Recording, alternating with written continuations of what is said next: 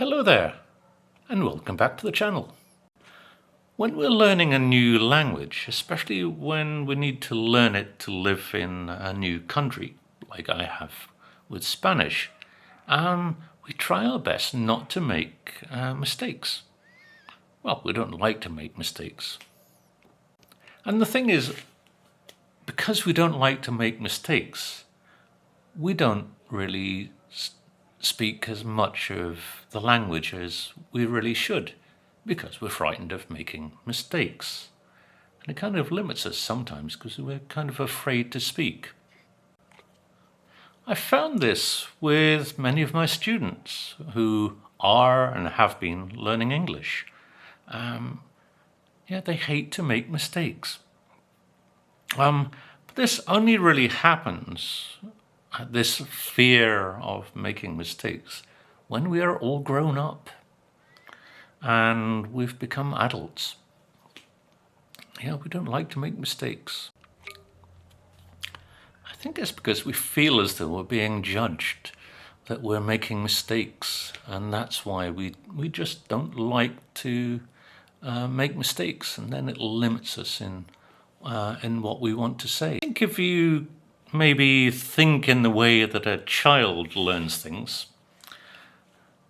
then you tend to be a little more relaxed about a language, because a child will make mistakes. Children always do in whatever they are learning, because it's part of the learning process. They make mistakes. They learn by their mistakes. So why don't we think in the same way that a child does? Maybe then we'd be more freer in learning the language and speaking the language too.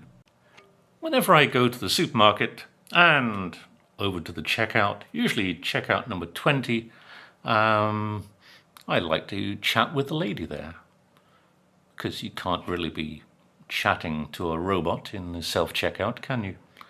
Anyway, the lady on checkout 20, which I always tend to choose, I don't know why. Maybe it's the first one I come to which has a real person. And all the time there, while I've been chatting to her, she's never yet corrected me that I use maybe L instead of la and vice versa. I remember her and others that I've been to in other checkouts say to me, "No eres americano, verdad?"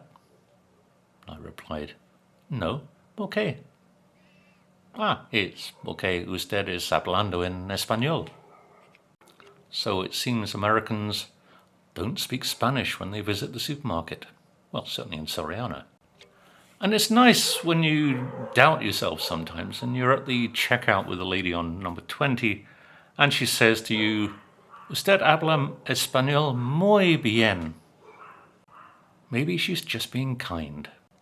My way of looking at language acquisition is that you should always make mistakes, as you tend to learn quite a lot from those little mistakes, sometimes silly mistakes, funny mistakes, and others. And I've had many a funny slip-up at times. I always remember being in a restaurant. I don't think it was here in Monterrey. It could have been in Puebla or maybe in Toluca. I can't really remember. Anyway, we were sitting in this restaurant and my wife asked, "So, what are you going to have?" I opened the menu, pointed to what I had chosen, and I said, "These." "You're going to have those?" "Yes." "Are you sure?" "Yes." "You mean you're really going to order those?" And in a kind of irritated way, I said, "Yes, that's what I'm going to order." "Really?" "Yes, I love duck."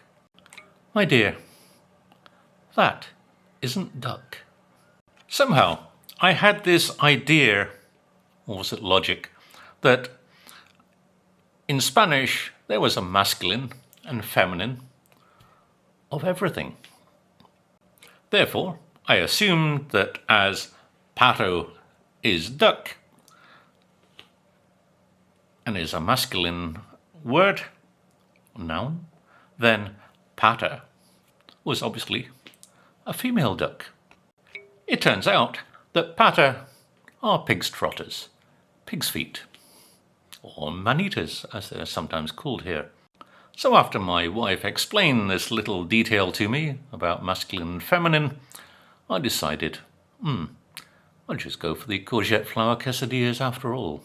Since then, I haven't made the same mistake, although I would like to try pâte de puerco sometime. So I've never tried them. Actually, in the UK, I've never tried pig's trotters either. I wonder what they're like.